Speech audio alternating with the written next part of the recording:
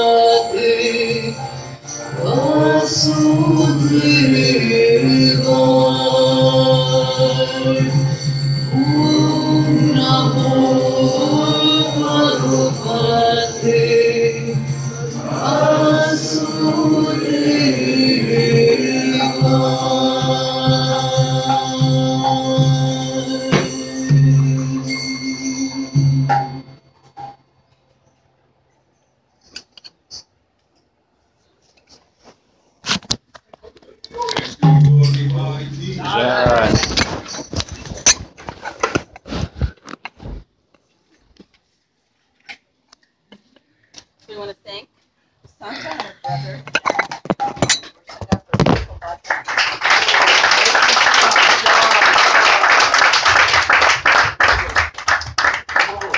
Next we'll have our talk.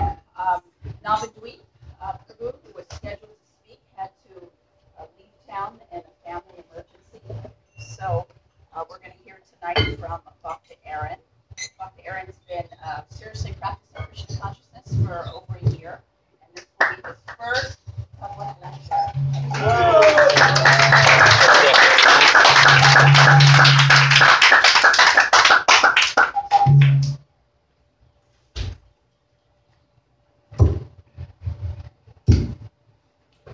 I'm going to attempt to sing something after.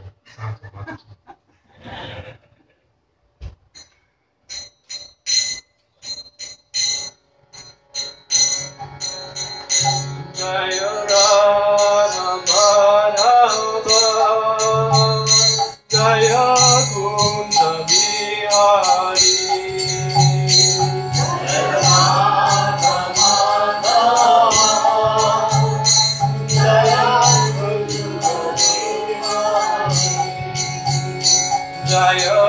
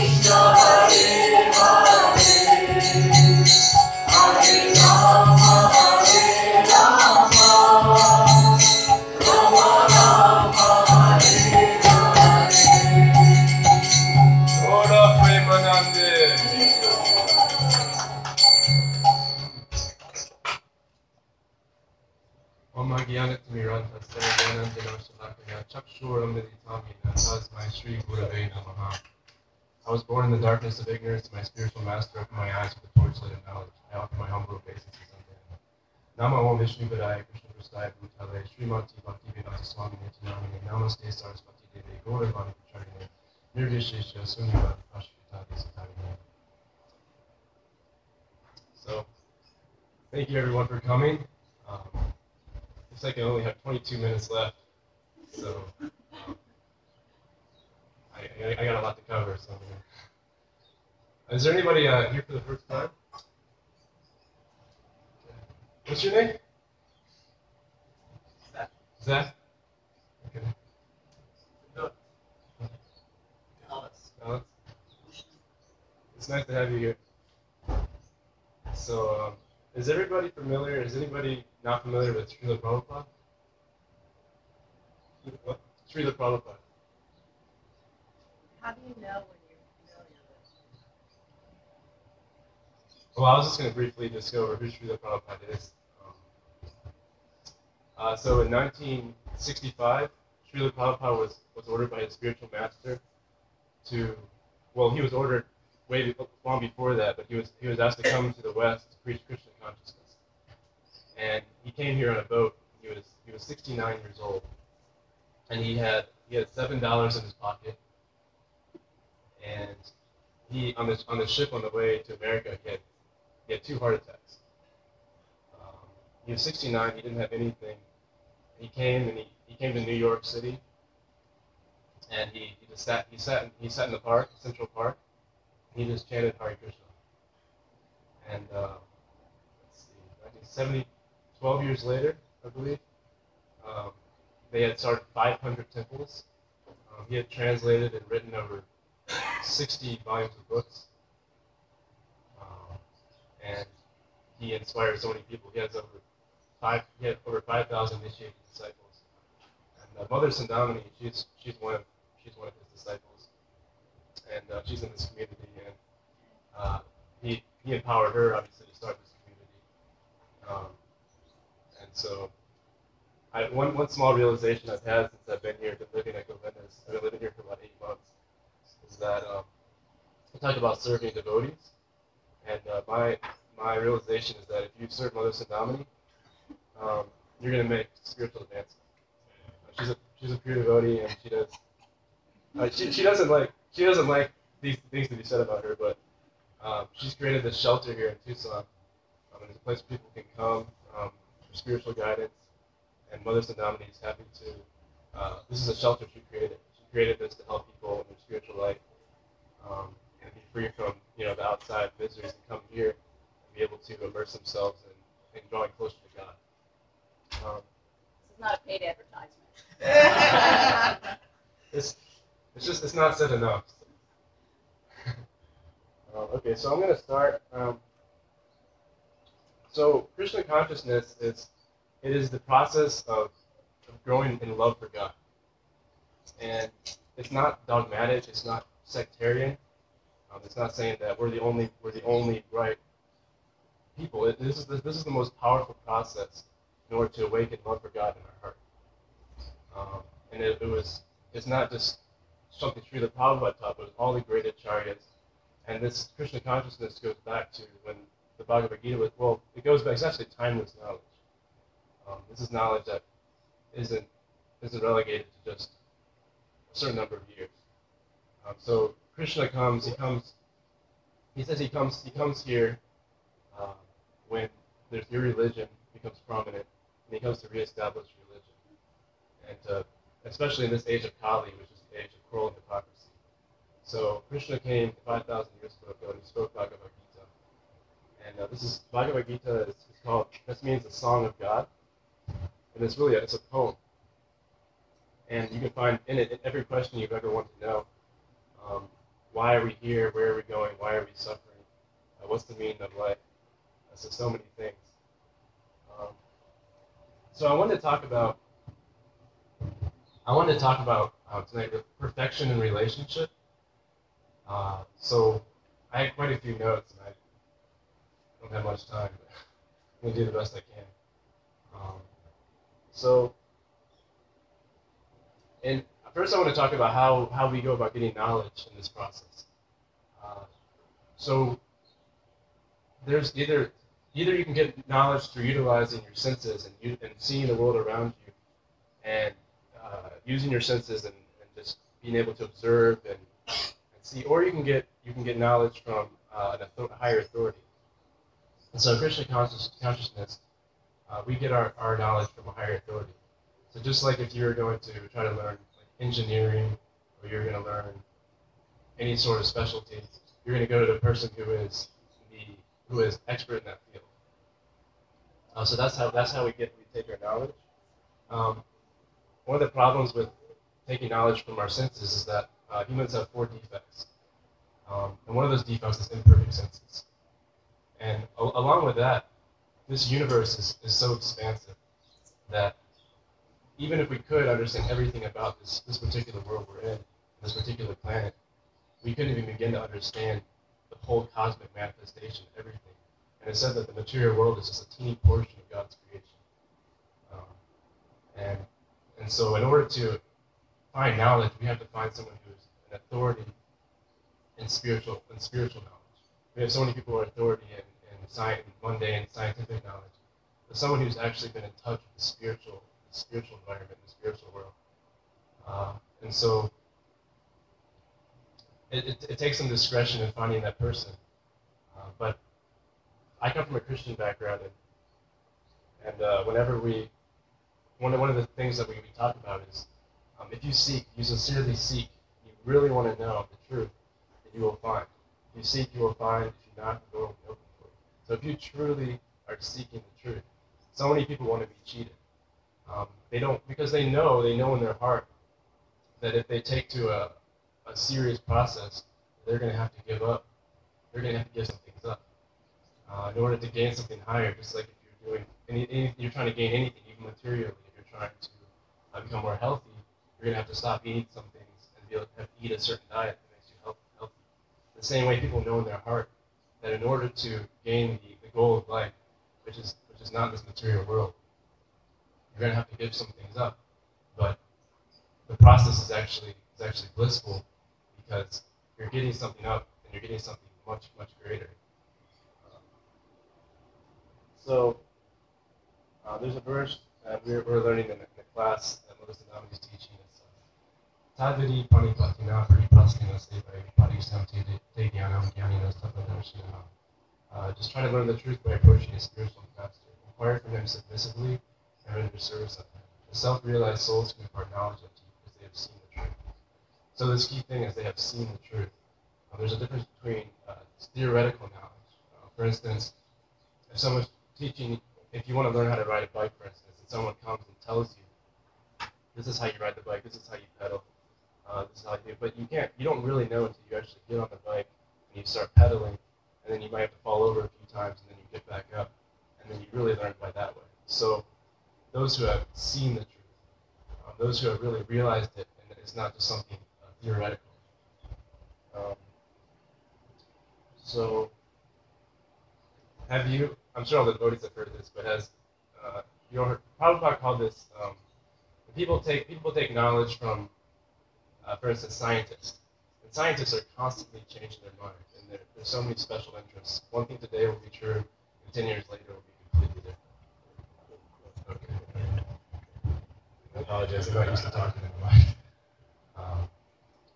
So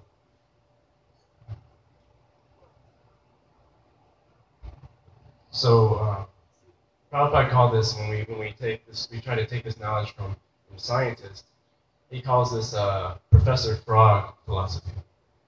And the analogy is that there's a well, a deep well, and there's a community of frogs that lives in this well. And they've never been outside this well. And there's one frog who's a professor, and all the other frogs come to him to inquire about knowledge. And he can tell them, he can say, what is the historical water levels in the well? What is the temperature of the well? All these things he can answer. And so one day, one of his students, I think there's different versions of this, but one of his students became very athletic, and he grew very powerful legs, and he was able to jump out of the well. And so he was like, he couldn't believe it. He didn't know any of this. He saw this whole world outside. And then he hopped over and he hopped to the beach. He looked at the ocean, this endless ocean, and he couldn't believe it. He was like, wow, like I've lived, I never could have ever guessed this existed.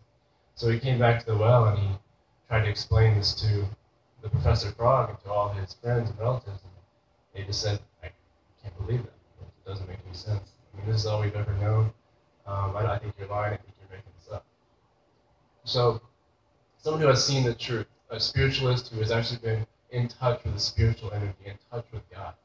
And the only way in which we are able to really acquire knowledge is to find somebody who can give us this truth, this knowledge. So I really want to just encourage people to, if you are serious about spirituality and serious about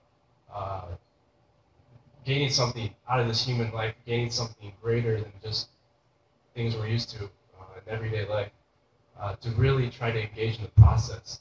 Because in order to really feel the nectar, feel the joy, you have to actually engage in the process. And they describe it, it's like a jar of honey. You can't taste it until you actually open it, put your finger in and taste it. In the same way, you can't really taste the joy unless you actually are engaged in the process. Krishna comes at different times, at different places, different circumstances, for different reasons. And Krishna came 500 years ago in the mood of a pure devotee, a pure servant of God. And this is the age of cruel hypocrisy. This is Kali Yuga. And he gave us the process in this age pertaining love of God. And it's chanting the holy names of God. And so that's what we do. In this movement, we chant the names of God. We chant the Hare Krishna Maha Mantra. And we glorify God. We talk about God's wonderful pastimes. We talk about His form. And it's a very, very beautiful process. And you can't lose anything by, if you have a sincere heart and you really engage in the process, then you only have that much to gain. So I had my own personal experience. It was a Friday night. I'd been in the temple, just maybe a few months, and I was still, struggling, because we all come from this outside world, and it's all about, sense enjoyment. How can I find my next sense enjoyment? And I was a Friday night, and Krishna really gives you some taste if you really want it. You really are seeking truth. And I was out. There was an empty field over here, and it was a Friday night, I was in an empty field all by myself, just with my beat bag, and I was just chanting. And I just remember experiencing very like this sublime like bliss. It was just from Krishna, Krishna's mercy. And I was just thinking, I'm in a field by myself on a Friday night, and I'm experiencing the highest pleasure I've ever felt, and that's Krishna, because he's in all of our hearts, and he's actually our best friend. And so Krishna says that so the initial process of gaining the knowledge, you have to have a little bit of faith in the beginning. You have to have faith. We all have faith in something. So I was talking to actually Bhakta about this today. I went to LA and I was able to be there on Prabhupada's disappearance day, and I got to see the devotee of Srila Prabhupada talk about Srila Prabhupada, and I've never experienced such a love for another person from these devotees. And I was a new devotee, but I was just in tears just hearing them, because it was just, they just had so much love for him because he gave them everything. I mean, he opened their hearts and their minds to a whole other world. And Bhakta was saying today that he's experiencing the same thing, that just the love for Srila Prabhupada. And if anybody reads Prabhupada's books or listens to Srila Prabhupada, you can see that Prabhupada is a pure devotee. He is connected to Krishna. If you want to attain love of God, then Srila Prabhupada, he wrote the law books for the next 10,000 years. And it's incredible. We're right now, Prabhupada just left, 20, 30 years ago. And his books are incredible. This Bhagavad Gita, as it is, he wrote commentaries on every verse. And you can just absorb in it, because everything you've ever wanted to know is in this book. There's so many other books, but this book, if you read this book from cover to cover, and you're sincere, and you actually want to try the process, this book can change your life.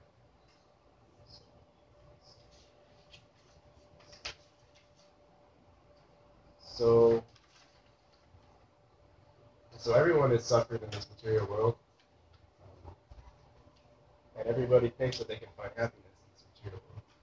The problem is that it's impossible to find happiness through this material world, because who our nature is, we're a spirit soul, and our nature is to love God.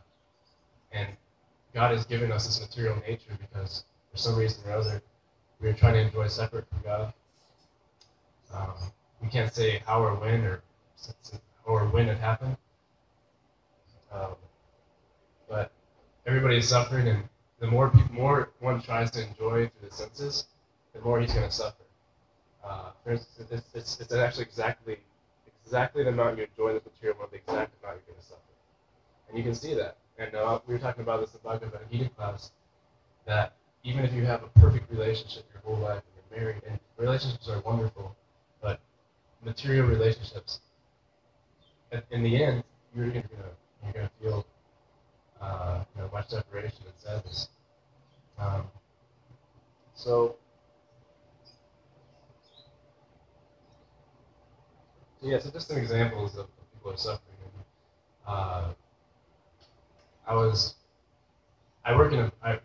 The job I work at. It's probably one of the least stressful jobs I've ever worked at.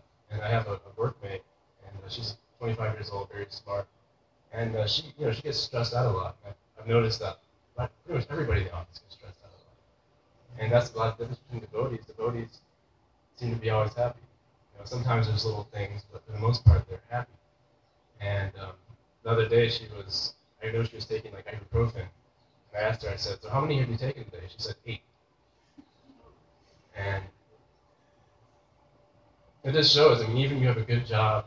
She has a boyfriend, a good job, she's intelligent,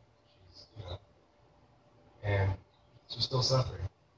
So the enjoyment in this material world, for the most part, the enjoyment that we think is enjoyment is really just absence of suffering, where everybody's suffering so much that whenever they're relieved from the suffering, they think, oh, I'm enjoying. But in reality, true enjoyment is spiritual. So the enjoyment in the material world is just it's like a drop of water, like in the desert, and it relieves very temporarily. So mostly it's suffering, and then you reach the maybe the level of, I'm relieved, and then maybe little teeny spikes of enjoyment. But then that enjoyment, actually the disease is lust for material sense satisfaction.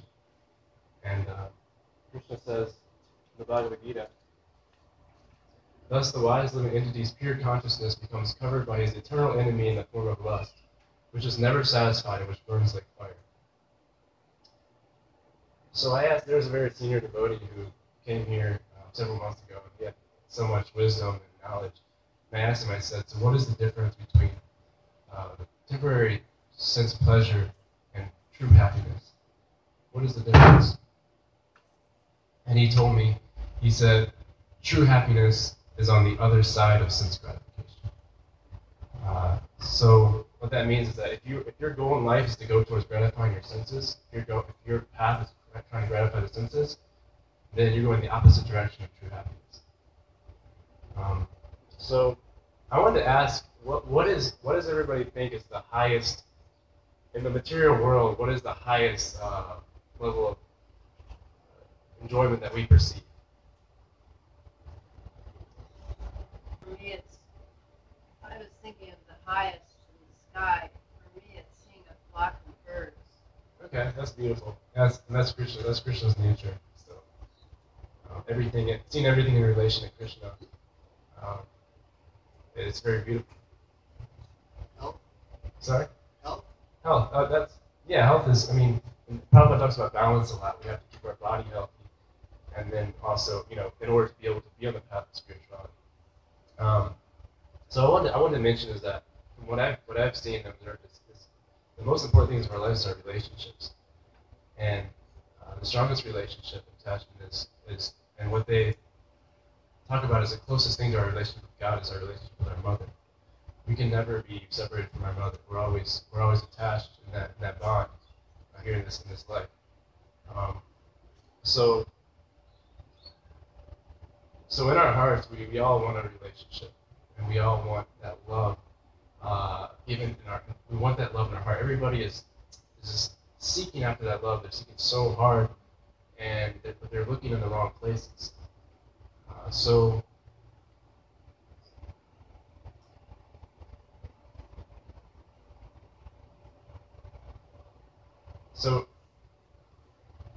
last week, Govinda Prabhu was talking about the top 50 love songs, and like how all of them, everybody is singing. It's such beautiful love songs. I remember a song before I was a devotee. I remember hearing it. It really touched me. I think it was I don't remember who it was, but it says, "I would do anything for you. I would go through all this pain. I'd take a bullet straight through my brain. Yes, I would die for you." And this is the highest pleasure of love, is that I will do anything for you. It's not about me. And that actually love is the opposite of lust. It's about how can I please you, how can I serve you, what can I do for you, rather than what can you do for me, and how can this give me enjoyment. And so we all have this in our heart, even though, and someone like that who's singing a song like that who really feels that way about a woman, it's what it is just misdirected. It's misdirecting our love. When we direct that love towards our eternal, Krishna is in everyone's heart. He's a super visible in everyone's heart. And he's been our best friend since time immemorial. And so the sky, the clear blue sky, and then just imagine there's a big clear blue sky, and then on one side there's a teeny black cloud. And the cloud is the ignorance, the cloud of ignorance covering the living entity in the material world. But when that cloud is dissipated, all of a sudden we can see the pure soul, the pure consciousness, and we can see that we've been awakened to what our true love is. We wouldn't actually be able to survive in this world if we knew that we were missing our most beloved. We wouldn't be able to survive. It's like being away from, like, say that you see these movies, romance movies, about people whose husbands go off to war and the wife is just devastated. She's thinking about him every day. She just can't. She's depressed because he's away. Well, Krishna, he's everything to us. We forgot. So when we go on that process and understand, and so this talk is supposed to be about how to perfect our relationships. So when we understand that every living entity is a spirit soul and has a special relationship to Krishna, when we understand that, then we want to, in order to help them and love them, we want to help them connect back to that supreme love, that supreme person. So I'm running out of time, and I think Mother Sandami is getting bored. So let's see. And so we're just misdirecting our love, we're misdirecting what's the true joy from connecting back with the Lord. And C.S. Lewis said, "There's a God-shaped hole in every man's heart." And this sentiment is found almost every religion. So Krishna says in the Bhagavad Gita, the second verse, Mamana bhavamat bhakto madhyajima namaskuru mami vaisasvipagam atmana makarayana. Engage your mind always in thinking of me. Become my devotee. Offer obeisances to me and worship me. Being completely absorbed in me, surely you will come to me. So we want to be absorbed in Krishna. And that's what a true lover is. They're constantly absorbed in the person that they love. And so that's what we chant. When we're chanting Hare Krishna, we're associating directly with Krishna. Krishna, he's so merciful that he comes in the form of his name and allows us to associate with him. And it purifies our consciousness and it removes all the unwanted attachments from our heart, like lust, anger, envy, greed, pride. So I just want to encourage those who are interested in this process to at least try to take up some, if you're attracted to one part of Krishna consciousness. Bhakta Shah, when I was first, a new devotee, he would always tell me, he always encouraged me, he would just say, add Krishna. He'd always just say, add Krishna, because I didn't want to give things up. So he'd say, add Krishna, just add Krishna. So I'd add, little bits. I got attracted to coming here, I came here, and I started getting more and more attracted to coming here. And the prasad was so good, and the devotees were so nice. And so in our movement, we sing, we dance, we chant, we play instruments, we feast, and we do it all for Krishna. And it grows in our love for the devotees. And there's some qualities of devotees I was going to read, but we're running out of time. But a few of them are kindness, humility, and so many others. So I just want to encourage everybody to try to at least engage in some of the process and become friends with the devotees. And just thank you all so much for coming. Hare Krishna.